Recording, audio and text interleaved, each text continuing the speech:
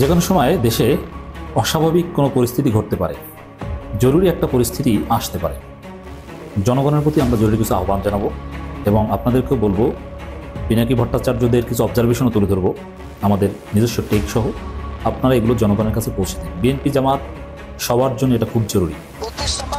যে হাত দিয়ে হাতুড়ি পিঠে ভেঙেছে আর ওই ট্রাক্টর চালিয়েছে, তাদের ওই হাত দিনের মতো এমন করে দিতে হবে যেন প্রতি মুহূর্তে হাতের দিকে তাকিয়ে এটা যেন মনে করে যে এই হাত দিয়ে ওরা 32 নম্বর ভেঙেছে। এটা পারবে নাকি তোমরা? সেটা আমাকে বলো, সেটা আমি খাই। সকলের ছবি আছে, খুঁজে খুঁজে বের করো কে কোথায় আছে। বেঁচে থাকবে সারা জীবন আর ওই হাত থাকবে, এটাই আমি চাই, আর কিছু চাই না। কাটাল রানী বেশি মাস্তানি শাড়ি তুলে তো পলাইছিল ইন্ডিয়ায়, একবার না কয়েকবার, হেডম যায় না এখন না। প্রফেসর ইউনূস নিহাত ভদ্রলোক, পার পাইয়া যাইতেছিস। যদি আমার মতো ঘাউরা কেউ রাষ্ট্র ক্ষমতায় থাকলে হইনি না, তোকে আইকম্যানের মতো ঘেটি ধরিয়া ধরে নিয়ে আসলাম বাংলাদেশে। তুই ভাবিস তুই কোনটি আসু জানি না?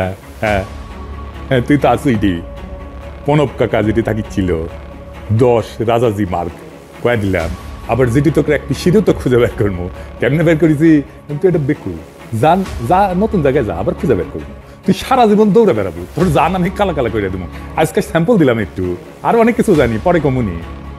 32 নাম্বার যারা ভাঙিছিল তাদের একজনের যদি কিছু হয়, আমি টুঙ্গিপাড়া ড্রোন উড়াই দিয়া একবারে সাফা করে দেবো। আমি পলা আবার ইতি থেকে যেটি আসিস নতুন জায়গার যা। 5 আগস্টের পরেও আসলে আমাদের রাজনৈতিক অঙ্গনে স্থিতিশীলতা কেন এলো না? আমাদের সেনা প্রধানকে কেন আসলে সতর্ক বার্তা দিতে হচ্ছে? আসসালামু আলাইকুম দর্শক, নতুন একটা নিউজে আপনাকে স্বাগতম। প্রিয় দর্শক, সেনাপ্রধানের বক্তব্য নিয়ে দেশজুড়ে তীব্র আলোড়ন। যে কোনো সময় দেশে জরুরি পরিস্থিতি আসার আশঙ্কা। শেখ হাসিনাকে খুঁজে বের করে পিনাকি ভট্টাচার্যের উচিত শিক্ষা দেওয়ার হুমকি ও দেশজুড়ে চলমান সহিংসতার ঘটনা ও প্রেক্ষাপট নিয়ে করা আমাদের আজকের ভিডিওটি খুবই গুরুত্বপূর্ণ। ভিডিওটি শুরু থেকে শেষ পর্যন্ত ধৈর্য সহকারে দেখে একটি লাইক দিয়ে সবাইকে শেয়ার করে দিন। আমাদের চ্যানেলে নতুন হলে চ্যানেলটি সাবস্ক্রাইব করে পাশে থাকা বেল আইকনে ক্লিক করে রাখুন। আমাদের ভিডিওটি আপনি বাংলাদেশের কোন জেলায় বসে দেখছেন বা শুনছেন সেটি অবশ্যই কমেন্ট বক্সে কমেন্ট করে জানিয়ে দিতে ভুলবেন না। চলুন আর কথা না বাড়িয়ে ভিডিওটিতে একটি লাইক দিয়ে ধারাবাহিকভাবে আজকের বিস্তারিত খবরগুলো দেখে আসি। যে কোনো সময় দেশে অস্বাভাবিক কোনো পরিস্থিতি ঘটতে পারে, জরুরি একটা পরিস্থিতি আসতে পারে। জনগণের প্রতি আমরা জরুরি কিছু আহ্বান জানাবো এবং আপনাদেরকেও বলবো, পিনাকি ভট্টাচার্যদের কিছু অবজারভেশনও তুলে ধরবো আমাদের নিজস্ব টেক সহ। আপনারা এগুলো জনগণের কাছে পৌঁছে দিন। বিএনপি জামাত সবার জন্য এটা খুব জরুরি। দর্শক, সেনাপ্রধান জনাব ওয়াকারুজ্জামানের বক্তব্য নিয়ে রাজনৈতিক অঙ্গনে তোলপাড়। পরিস্থিতি এখন উত্তপ্ত, টান টান উত্তেজনা। যে কোনো সময় যে কোনো অঘটন ঘটে যেতে পারে, এরকম একটা হাইপ। সেনাপ্রধানের বক্তব্য আগেই বিশ্লেষণ করেছি, কি করণীয় বা তার বক্তব্যের ব্যাখ্যা কি। বিশেষ করে ডিসেম্বরের মধ্যে নির্বাচন চাওয়াটা, এটা খুবই সন্দেহ যে ভারতের সাথে মিলে যাচ্ছে এবং আরো মিলে যাচ্ছে। আর একটা বক্তব্য যেটা আমি বিশ্লেষণ করে এখন করব, বিডিআর সদস্য দ্বারা সংগঠিত পিলখানা হত্যাকাণ্ড বিডিআর সদস্য দ্বারা সংগঠিত, ফুল স্টপ, কোনো ইফ এবং নট নাই সেনাপ্রধান। এর মানে বিডিআর হত্যাকাণ্ড নিয়ে এর রহস্য উদ্ঘাটনে সেনাপ্রধান রাজি নয়। দেখেন, রহস্য উদ্ঘাটনে কারা বাধা দিবে? আমরা জানি যে বিডিআর হত্যাকাণ্ড কারা ঘটিয়েছে, পর্দার অন্তরালে ভারত। এটা ওয়েল এস্টাবলিশড পাবলিক পারসেপশন এবং ইটস ট্রু। এটা ইলিয়াস আগেই প্রমাণ করেছে। অতএব একদিকে বিডিআর হত্যাকাণ্ড ঘটিয়েছে ভারত, আর বিডিআর জওয়ান যারা এদেরকে ব্যবহার করেছে, কারণ সেই রহস্য উদ্ঘাটন করতে দিবে না। হাসিনার বিচারের কন্টিনিউশনের পক্ষে বলছে সেনাপ্রধান। হাসিনা যে বিচার করেছে সেটাই চালিয়ে যাওয়ার কথা বলছে। রহস্য উদ্ঘাটনের ইফ নট চলবে। ইফ নট মানে কি? ইফ নট ফুল স্টপ, কিছু চলবে না মানে কি? রহস্য উদ্ঘাটন করা যাবে না। পর্দার অন্তরালে কারা, এটা করা যাবে না। আবার ডিসেম্বরের মধ্যে নির্বাচনও চায়, স্পষ্ট ভারত খেলছে। অতএব আমাদের জরুরি কিছু করণীয় আছে। তবে এটা 80-র দশক না যে সকাল সন্ধ্যা সেনা অভ্যুত্থান হবে, সেই সুযোগ নেই। বিডিআর হত্যাকাণ্ডের রহস্য উদ্ঘাটনে সেনাপ্রধান আপত্তি করছেন। সহজ ব্যাখ্যা এটাই, পিলখানা হত্যাকাণ্ডের বিচারিক প্রক্রিয়াকে নষ্ট না করার জন্য আহ্বান জানিয়েছেন সেনাপ্রধান জেনারেল ওয়াকারুজ্জামান। দেখেন, কার বিচারিক প্রক্রিয়া? হাসিনার বিচারিক প্রক্রিয়া। হাসিনার বিচারিক প্রক্রিয়া কন্টিনিউ চান সেনাপ্রধান। অতএব সন্দেহ করতে আর কোনো যুক্তি বাকি আছে? নেই। 2009 সালে পিলখানায় সংঘটিত নির্মম হত্যাকাণ্ডে শাহাদাত বরণকারী সেনা কর্মকর্তাদের স্মরণে মহাখালী রাওয়া ক্লাবের হেলমেট হলে আয়োজিত এক অনুষ্ঠানে সেনাপ্রধান আহ্বান জানান। সেনাপ্রধান বলেন, একটা জিনিস আমাদের সবসময় মনে রাখতে হবে, এই বর্বরতা কোনো সেনা সদস্য করেনি। এটা তো ঠিক আছে, সম্পূর্ণরা তদানীন্তন বিডিআর সদস্য দ্বারা সংগঠিত, ফুল স্টপ। এখানে কোনো ইফ বাট যদিও কিন্তু নাই, এটি আপত্তিকর। বিডিআর সদস্যরা ঘটিয়েছে এটা ঠিক, কিন্তু এখানে ভারতের বিভিন্ন বাহিনী গোয়েন্দা সংস্থার লোকজন ভারতীয় অস্ত্রের এক্সিস্টেন্স পাওয়া গিয়েছে। ভারতের সম্পৃক্ততার কথা কেন বলেননি? বিডিআর হত্যাকাণ্ড নিয়ে কথা বলেছেন, ভারতের দিকে ইঙ্গিত করা, হাসিনা সরকারের সম্পৃক্ততা বা পরিকল্পনা, এগুলো এখানে অনিবার্যভাবে আসা উচিত। অত হাসিনাকেও দায়ী করেনি, সেই নারক কিংবা কারো প্রতি কোনো সন্দেহ নেই। মানে জাস্ট এটা একটা হাসিনা যেটা এস্টাবলিশ করেছে সেটাই, এটা একটা বিডিআরদের বিদ্রোহ, বিডিআর সদস্যদেরকে ডালাভাবে ফাঁসিতে হবে, শেষ। আর কোনো কথা চলবে না। হাসিনার বয়ানকে এভাবে প্রোটেক্ট করছেন, আবার হাসিনার যে চাওয়া ডিসেম্বরের মধ্যে নির্বাচন, সেটার কথাও বলছেন, 2-2-4 মিলে যাচ্ছে। এটা খুবই সন্দেহজনক। এখানে যদি ইটবাট আনেন, এই বিচারিক কার্যক্রম এতদিন ধরে হয়েছে, এতদিন ধরে তো হাসিনা তো কি করেছে এটা জানেন না, হাসিনা এতদিন ধরে কি করেছে, অতএব এটা আবার কন্টিনিউ কিসের? বরং সেটা কেন হয়েছে তার তদন্ত করতে হবে। 16 বছর ধরে 17 বছর ধরে যারা জেলে আছেন তারা কনভিক্টেড, সেই বিচারিক প্রক্রিয়া ব্যাহত হবে। তারা কনভিক্টেড, মানে হাসিনার বিচারের প্রতি এত আস্থা যে তারা কনভিক্টেড, তারাই অপরাধী। এই জিনিসটা আমাদের খুব পরিষ্কার করে মনে রাখা প্রয়োজন। এই বিচারিক প্রক্রিয়াকে নষ্ট করবেন না। যে সমস্ত সদস্য শাস্তি পেয়েছে তারা শাস্তি পাওয়ার যোগ্য। ইলিয়াস রায় বিষয়ে কাজ করছে, মানে রায় দিয়ে দিয়েছেন, সেনাপ্রধান রায় দিয়ে দিয়েছেন, অথচ এটা নিয়ে কমিশন গঠন হচ্ছে, এটা নিয়ে পূর্ণ তদন্ত হবে। রহস্য উদ্ঘাটন জাতি দেখতে চায় যে ভারতের সাথে জড়িত কিনা বা কি, কিভাবে এটা। বরং আওয়ামী লীগের লোকজন অনেকে কিন্তু হাসিনাকে দায়ী করছে, সোহেল তাজও হাসিনাকে ইঙ্গিত করে বলেছে পরিকল্পিত, অথচ এটা যে পরিকল্পিত এ বিষয়ে সেনাপ্রধানের কোনো বক্তব্য নেই। আশ্চর্যজনক। জেনারেল ওয়াকুজ্জামান বলেন, আজকে একটা বেদনা বিদুর দিবস, অবশ্যই এটা বেদনা বিদুর দিবস, কিন্তু আপনি রহস্য কেন উদ্ঘাটন করবেন না? 2009 সালের 25 ফেব্রুয়ারি আমরা এই 57 জন চৌকস সেনা অফিসার এবং শুধু তাই নয়, তাদের কিছু পরিবারের সদস্যদের আমরা হারিয়েছি, ইত্যাদি ইত্যাদি, আরো নানান বিষয়ে কথা বলেছেন। যাই হোক দর্শক, এখানে একটা কথা দেখেন, এটা খুবই সন্দেহজনক যে ভারতের চাওয়া পাওয়ার সাথে মিলে যাচ্ছে নির্বাচন ডিসেম্বর, এই প্রশ্ন এবং এই বিডিআর বিদ্রোহের রহস্য উদ্ঘাটনে বাধা দেয়। আমাদের কাছে তথ্য আছে, এটা ইলিয়াস ভাই অনেকবার বলেছেন। আসিফ নজরুলও বাধাপ্রাপ্ত হচ্ছেন ভারত থেকে, এবং যে কমিশন গঠিত হয়েছে তারাও কাজ করতে পারছেন, নানানভাবে তাদেরকে আটকে দেওয়া হচ্ছে। মানে ভারত কিছুতেই চায় না, ভারত এই জন্য প্রয়োজনে শত শত বিলিয়ন ডলার ইনভেস্ট করবে এই বিডিআর হত্যাকাণ্ডের রহস্য উদ্ঘাটিত না হোক। সেনাপ্রধানও সেই সুরে কথা বললেন, অতএব আমাদেরকে যথেষ্ট সন্দেহ করতে হবে যে এটা ভারতের কোনো প্রজেক্ট কিনা, তার এই বক্তব্য। দেখেন, সেনাপ্রধান ক্ষমতা নিলেও টিকতে পারবেন না। আর আইন শৃঙ্খলা পরিস্থিতি নিয়ন্ত্রণ, এটা সিভিলিয়ান সরকারকে যদি সহায়তা করে জরুরি অবস্থা জারি করার মাধ্যমে এটা সম্ভব, নইলে সেনাবাহিনী ক্ষমতা নিয়ে কখনো এটা পারবে না। কেন পারবে না? কয়জন সেনা সদস্য বাংলাদেশে? আর তাদেরকে তো হাসিনা অলরেডি ধ্বংস করে দিয়ে গেছে। তারা কি পারে আমরা দেখেছি না? তাদের সক্ষমতা অত্যন্ত দুর্বল। অতএব এই সেনাবাহিনীকে নতুনভাবে ঢেলে সাজাতে হবে।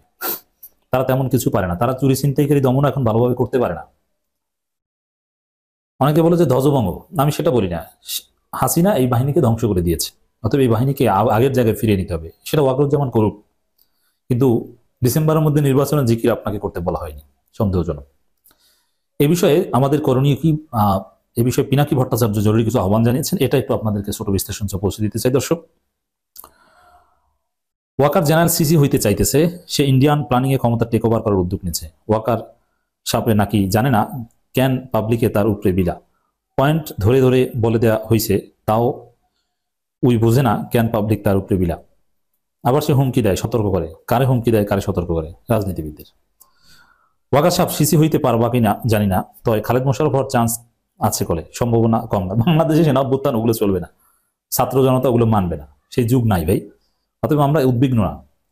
সে উদ্বেগ থাকলে সেনাবাহিনীর বিরুদ্ধে ভাবে জনগণ বলতো না। আর্মি এই জায়গায় আসছে তার ছাত্রদের অবমিশ্বকারিতায়। ছাত্ররা ভুল করছে, ছাত্ররা অলরেডি ধ্বংসের দিকে, এই জন্য নতুন বিপ্লবীদেরকে দাঁড়াতে হবে। আমি অনেক আগে থেকেই এটা নিয়ে সতর্ক করেছিলাম। প্রথম রাতেই এস্টাবলিশমেন্টের হাতে সবকিছু তুলে দিচ্ছে অল্পতেই, আর এস্টাবলিশমেন্ট ইন্ডিয়ার কেনা গোলাম। এবার বুঝছেন তো এই আইন শৃঙ্খলা পরিস্থিতির অবনতি কার ইশারায় হইতেছে, কেন সে মাঠে থাকা আর্মিকে বসে বসে সব দেখার নির্দেশ দিছে, কিছু না করার নির্দেশ দিছে। এই বক্তব্যের পর প্রফেসর ইউনূসের অথরিটি থাকে না। সে ডিজিএফআই সব আকামের সাফাই দিতেছে, তবে দুনিয়া আর 80 দশকে নাই। এটা খুব গুরুত্বপূর্ণ পয়েন্ট। সকাল সন্ধ্যা সেনা অভ্যুত্থান করার যুগ নেই। যাই হোক, ওয়াকার সাহেব, দুই না করলে অত সোজা না। 80 দশকে নাই। আপনারা 7 মাসে কি এনাফ কাজ করেছিলেন তা পাবলিক করবো। কি কি আকাম করেছিলেন সেগুলো জনগণকে জানাবো। নেহাত যাই হোক, এগুলো আমরা সেনাবাহিনীর বিরুদ্ধে পিনাকি যত বিরোধী, আমরা অতটা বিরোধী নই। আমরা জাস্ট এটা বলবো যে ভারতের দালালি করবেন না, ডিসেম্বর নির্বাচনে দালালি করবেন না। আর এটা ঠিক যে সেনাবাহিনী মাঠে আছে কিন্তু কাজ করছে না, কোনো কাজ হতে আমরা দেখিনি। 32 নম্বর যে হাত দিয়ে হাতুড়ি পিঠে ভেঙেছে আর ওই ট্রাক্টর চালিয়েছে, তাদের ওই হাত চিরদিনের মতো এমন করে দিতে হবে যেন প্রতি মুহূর্তে হাতের দিকে তাকিয়ে এটা যেন মনে করে যে এই হাত দিয়ে 32 নম্বর ভেঙেছে। এটা পারবে নাকি তোমরা? সেটা আমাকে বলো, এবং সেটা আমি চাই। সকলের ছবি আছে, খুঁজে খুঁজে বের করো কে কোথায় আছে। বেঁচে থাকবে সারা জীবন আর ওই হাত দেখবে, এটাই আমি চাই, আর কিছু চাই না। কাটাল রানী বেশি মাস্তানি না, শাড়ি তুলে তো পলাইছিল ইন্ডিয়ায়, একবার না কয়েকবার, হেডম যায় না এখনো না। প্রফেসর ইউনূস নিহাত ভদ্রলোক, পার পাইয়া যাইতেছি। যদি আমার মতো ঘাউরা কেউ রাষ্ট্র ক্ষমতায় থাকলে হইনি না, তোকে আইকম্যানের মতো ঘেটি ধরে নিয়ে আসলে হইনি বাংলাদেশে। তুই ভাবিস তুই কোনটি আসু জানি না? হ্যাঁ হ্যাঁ, তুই তো আসুইডি প্রণব কাকা যেটি থাকিছিল 10 রাজাজি মার্গ কয়ে দিলাম। আবার যেটি তোকে একটি সিঁড়িও তো খুঁজে বের করবো, কেমনে বের করেছি তুই এটা বেকুব। জান যা নতুন জায়গায় যা, আবার খুঁজে বের করবো। তুই সারা জীবন দৌড়ে বেড়াবো, তোর জান আমি কালা কালা করে দেবো। আজকে স্যাম্পল দিলাম একটু, আরো অনেক কিছু জানি, পরে কমুনি। 32 নাম্বার যারা ভাঙিছিল তাদের একজনের যদি কিছু হয়, আমি টুঙ্গিপাড়া ড্রোন উড়াই দিয়া একবারে সাফা করে দেবো। আমি পলা আবার ইটি থেকে যেটি আসিস, নতুন জায়গায় যা। আবার এদিক জয়শঙ্কর কইছে বাংলাদেশেরই ঠিক করা লাগবে যে বাংলাদেশ কেমন সম্পর্ক চায়। আমরা যেই সম্পর্ক চাই সেই সম্পর্ক দিবে ইন্ডিয়া, দিবে। আমরা তো ইন্ডিয়া দিবে।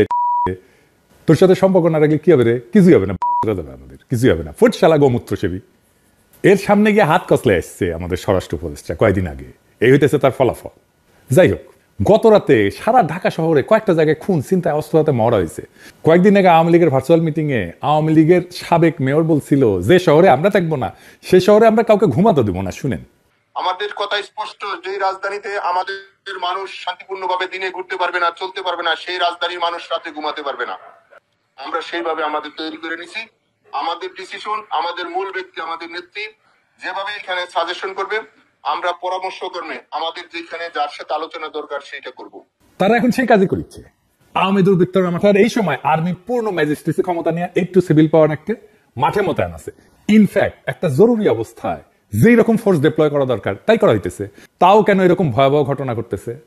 আবার এদিকে নির্বাচিত সরকারের জন্য ইন্ডিয়ান সেনাপ্রধান আর বাংলাদেশের সেনাপ্রধান দুইজনে অপেক্ষা করতেছে। দেখি যাও মিল কত দুইজনের, দুই ভাইয়ের। তো স্লোগান দেয় দুইজন মিলিয়া, জয় বাংলা জয় হিন্দ, অন্তর্বর্তী ছাইয়া নির্বাচিত পিন্ড। অনেকে কইতেছে ব্রিগেডিয়ার সাখাওয়াতকে স্বরাষ্ট্র উপদেষ্টা করা লাগবে। আজ এটা বুঝে দেখি। ব্রিগেডিয়ার সাখাওয়াত নাকি আর্মি থেকে চাকরিচ্যুত হয়েছিল গম চুরির কাছে, গম। তবে তার সবচেয়ে বড় কন্ট্রিবিউশন হইতেছে 111 ইলেকশন কমিশনার হিসেবে নির্বাচনী আসনের পুনর্বিন্যাস করা। সে এমনভাবে সীমানা নির্ধারণ করেছিল যেন আওয়ামী লীগ অ্যাবসলিউট মেজরিটি পায়। ধরেন বুঝাই কই, ধরেন কোন আসনে 45% ভোট আওয়ামী লীগ পায় আর 55% ভোট বিএনপি পায়। তো এই আসনে নিশ্চয়ই এমন কিছু আসন আছে যেখানে বিএনপি ম্যাক্সিমাম ভোট পায়, মেজরিটি ভোট পায়। আবার এই আসনে কিন্তু কিছু সিট থাকবে যেখানে আওয়ামী লীগ মেজরিটি ভোট পায়। তাই হয়, এরকমই হয়। তো এই সাখাওয়াত করেছিল কি যে এই আসনের বিএনপি মেজরিটি কেন্দ্রগুলোকে আর এক আসনের সাথে জুড়ে দিছে, যে আসনে হয় অনেক ব্যবধানে বিএনপি জিতেছে অথবা আওয়ামী লীগ জিতে অনেক ব্যবধানে, যেন এই কেন্দ্রগুলোর বিএনপি ভোটের উপর কেমন কোনো ইম্প্যাক্ট না থাকে। তার উপদেষ্টা পরিষদে ঢুকেছে আর্মি, এখন সে নৌ মন্ত্রণালয়ের দায়িত্ব। আর এই সময় 250 লাইটার ভেসেল সমুদ্রে পণ্য নিয়ে ঘুরতেছে যেন বাজারে সংকট তৈরি হয়। সে কিছুই করে নাই, এক কান দিয়ে ঢুকে আর এক কান দিয়ে বের করে দিছে। এই হইতেছে তার ক্ষমতা। এরা স্বরাষ্ট্র উপদেষ্টা বানাইতে চান। মিনিস্টার অফ হোম অ্যাফেয়ার্স কি মিলিটারি ইস্যু নাকি? পাবলিক অর্ডার কি মিলিটারি ইস্যু? এখানে দরকার সিভিল ব্যাকগ্রাউন্ডের লোক বা পুলিশ ব্যাকগ্রাউন্ডের লোক। জাহাঙ্গীর আর্মির কোটায় বিএনপির পছন্দের উপদেষ্টা। কে কারে কিভাবে কখন উপদেষ্টা বানাইছে তার হিসাব করলে আমার কাছে আছে। হোম মিনিস্ট্রি সিভিলিয়ান সামলাবে, আর্মি কোটায় সব কয়টা উপদেষ্টারা কেদাইতে হবে। জাহাঙ্গীর সাখাওয়াত দুইটাই। আবার দেখলাম বিএনপির কেউ কইতেছে খোদা বক্সের কথা, উনি নাকি অপদার্থ আইজিপি ছিলেন। আসেন এটা না বুঝে দেখি। খোদা বক্স সাহেব আইজিপি ছিলেন 3 মাসেরও কম সময়। 111 হলো 1 নভেম্বর, তাই না? উনি 2006 সালের 2 নভেম্বর থেকে 2007 সালের 29 জানুয়ারি পর্যন্ত আইজিপি ছিলেন। আপনারা জানেন 111 প্রথম মাসগুলোতে পুলিশ দারুণ দারুণ কাজ করেছিল, তাই না? ওই সময় খোদা বক্স পুলিশের আইজিপি, তার ভালো কাজ কন্টিনিউ করতে দেওয়া হয় নাই। পুলিশে যা ভালো কাজ করতেছে এখন তার কৃতিত্ব এই খোদা বক্সেরই। ওরা এখন সরান লাগবি, কারণ অনেকের পাকা ধানে মই দিয়া দিছে। এই জেনারেল জাহাঙ্গীর হইতেছে এটা পথের বাধা যে কাজগুলোর গতি থামায় দেয়। আচ্ছা স্বরাষ্ট্রের কথা বাদই দেন, ওই জাহাঙ্গীর তো আর একটা মন্ত্রণালয় সামলায়, কৃষি মন্ত্রণালয়। ওইখানে ভয়াবহ অবস্থা। এক সচিব রাখিছে হাসিনার লেসপেন্সার, দেখেন ওরে নিয়ে বিক্ষোভ হয়, দেখেছেন? হামলাদের কারণে এই লিস্টটা এখন পর্যন্ত ঠিকভাবে করা হয়নি, এবং কি আপনারা দেখেন যে আমলারা এখন পর্যন্ত প্রতিবন্ধিত আছে। প্রতিবন্ধী ছিল তাদের লিস্ট নিজেই করে ফেলছে এবং তাদের তাদেরকে ঠিক জায়গায় বসানো হয়েছে, কিন্তু এখন পর্যন্ত আমাদের ভাইদের এই লিস্টটা তৈরি করা হয়নি। সার নিয়ে কৃষক মহাবিপদে। দেখেন, আপনারা তো জানেন আমি ফার্মা ইন্ডাস্ট্রিতে কাজ করেছি। এই ইন্ডাস্ট্রিতে আমার ভাই ব্রাদার কলিগ সাবেক বস বন্ধু সবাই আছে। তো আমার এক বন্ধু, সে আবার ব্যবসাও করে, এই ফার্মাসিউটিক্যালের সারের ব্যবসাও করে। আমারে কইলো দাদা ভয়াবহ সময় আসতেছে, সার নিয়ে বেড়াছাড়া অবস্থা করে দিছে। আমি বললাম শুনমনি আপনার কথা টাইম কইরা, কিন্তু দেখেন জাহাঙ্গীর সাহেব যে শুধু স্বরাষ্ট্রতে বেড়াছাড়া করেছে তা না, কৃষি তো বেড়াছাড়া করে রাখিছে। তো বেড়াছাড়া কেন করিচ্ছে জানেন? কারণ ওর পায়খানা কষা। দেখেছেন মুখের কি অবস্থা, কুতিচ্ছেন কেন ভাইজান? সবার সামনে ভাবে কোদ দিলে তো মুশকিল। যারা অপদার্থ জাহাঙ্গীরের ছাইরা খোদা বক্সার ছাত্রদের পিছে লাগে, তাদের জিগান খোদা বক্সার ছাত্ররা যদি স্বরাষ্ট্র মন্ত্রণালয় চালায় তাহলে জাহাঙ্গীর আছে কেন? তুই তো এমনি চলে যাওয়া উচিত। আর কোন আকালে রিকমেন্ড করেছিল তার বিএনপি? আর জাহাঙ্গীর সাহেব আপনি যে হুশে নাই তার প্রমাণ রাত 3টায় সাংবাদিক সম্মেলন ডাকিছেন। আপনার বিন্দু মাত্র সেন্সিটিভিটি নাই। এত রাতে সাংবাদিকরা যাবে আপনার বাসায়? আপনি কি মহারাজা? যাই হোক, আপনি স্বরাষ্ট্র মন্ত্রী হিসেবে, স্বরাষ্ট্র উপদেষ্টা হিসেবে কি করবার পারলেননি সেটা কই শুনেন, মন দিয়া শুনেন। আপনি কোন জাহাঙ্গীর সাহেব, আপনি কয়টা থানায় ভিজিট করেছেন ফিজিক্যালি? উপদেষ্টা হওয়ার পরে কয়বার আপনার বাহিনীর লোকদের সাথে মাঠে গিয়ে দেখা করেছেন, তাদের সাথে ক্যান্টিনে খাইছেন, তাদের পরিবারের খোঁজ খবর নিছেন, তারা যেন উদ্বুদ্ধ হয় এমন কাজ করছেন? কথা বলছেন? বলেন নাই। যে বিশাল বাহিনীর নেতা, সেই বাহিনীর লোকরা যেন বুঝে আপনি তাদের পিতার স্নেহে নেতৃত্ব দিচ্ছেন, তাইলে ওরা আপনার জন্য হাসতে হাসতে জীবনটাও দিয়ে দিতে পারবে। আপনার কোনো পরিকল্পনা লাগবে না, কোনো প্রণোদনা দেওয়া লাগবে না। তারা নিজেরাই নিজের কাজটা সবচেয়ে ভালো করে করার চেষ্টা করবে, কারণ সে জানবে আপনি আন্তরিকভাবে আপনার বাহিনীকে নিয়ে গর্ব করতে চান। আপনার তো আপনার বাহিনীর লোকের সামনে যে বলতে হবে যে ভাই তোমারা নিয়ে আমি গর্ব করি, দেখেন ও কেমন কাজ করে। তাইলে গভীর রাতে প্রেস কনফারেন্স ডেকে আলগা সিরিয়াসনেস না দেখায় রাতেই যদি টহল দল নিয়ে ঢাকার এলাকায় যাইতেন, কালকেই সে পরিস্থিতি পাল্টে যেত। আমি নিজে যদি স্বরাষ্ট্র উপদেষ্টা হইলামই, তাইলে গাড়ি ভর্তি করে ওই দিনই খাবার পানীয় নিয়ে প্রত্যেকটা টহল দলের সাথে দেখা করতাম, তাদের উৎসাহ দিতাম, সারা ঢাকার রাস্তায় চষে বেড়াতাম, নাগরিকদের সাহস দিতাম। সকালে ফজরের নামাজের সময় একটা মসজিদের সামনে দাঁড়ায় থাকতাম, মুসল্লিরা আসতো, তাদের সালাম দিয়া কুশলাদি জিজ্ঞেস করতাম। যতদিন আইন শৃঙ্খলা ঠিক না হয় ততদিন এই কাজ করতাম। প্রত্যেকটা নাগরিক নিরাপদ বোধ না করলে আমি ঘুমাইতে যাইতাম না। মাঠ থেকে নেতৃত্ব দিতে হয়, কমান্ড করে নেতৃত্ব হয় না। ওটা লিডারশিপ না, ওটা অন্য কিছু। ওটাই শিখেন নাই। কি কমান্ড করেছেন আর্মির বুঝা পাই না। তবে যা যা খবর আসতেছে তার অনেকটাই কিন্তু অতিরঞ্জিত। এইগুলো আওয়ামী লীগ ছড়াইতেছে বিশেষ উদ্দেশ্য নিয়ে, এটা বুঝাইতেছে দেশের অবস্থা ভয়াবহ।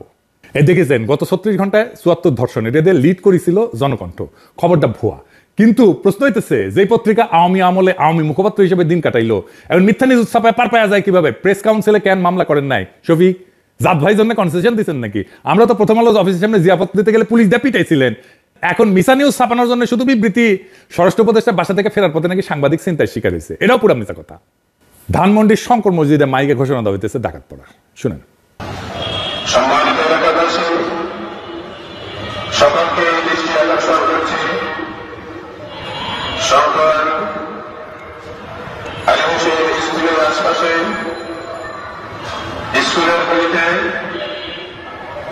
ছুরি চাপাতি নিয়ে ডাকাত দল ঢুকছে,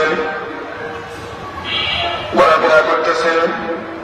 আমরা সকলেই সতর্ক থাকি। মাইকে ঘোষণা শুনে পালাইছে ওই ডাকাত। যারা ডাকাত বা কি করতে হয়েছিল, কিছু পোলাপান ছিল অস্ত্র হাতে।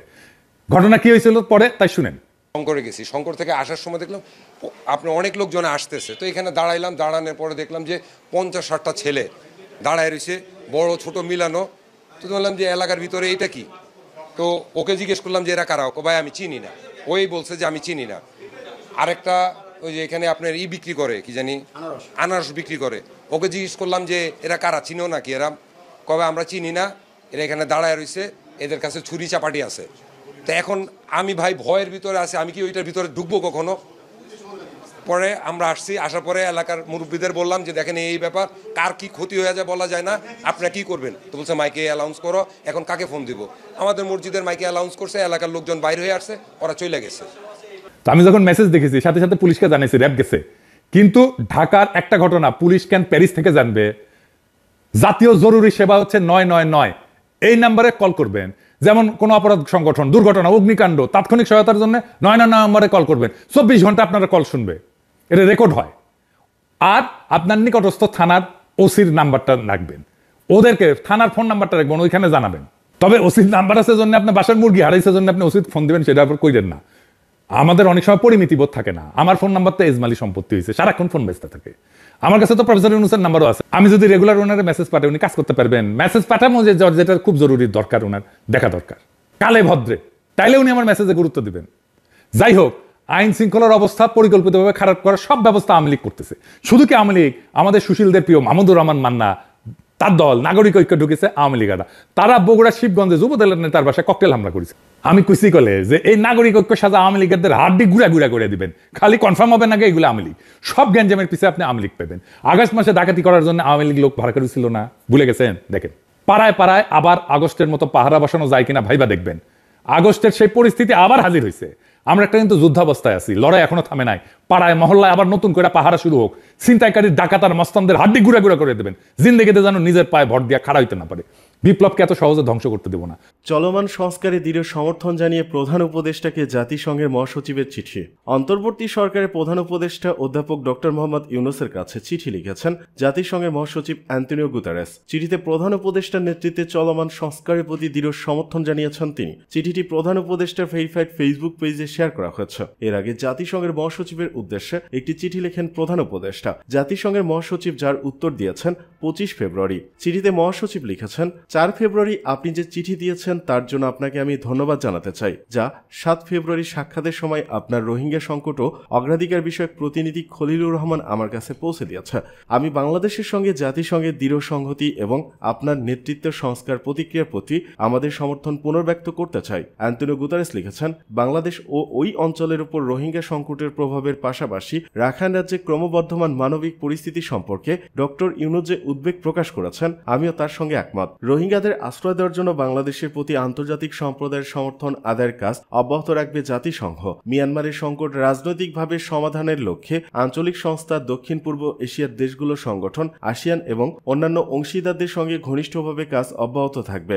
বিশেষ করে রাখাইনে রোহিঙ্গাদের নিরাপদ এবং স্বেচ্ছায় প্রত্যাবাসনের অনুকূল পরিস্থিতি তৈরি করা হবে।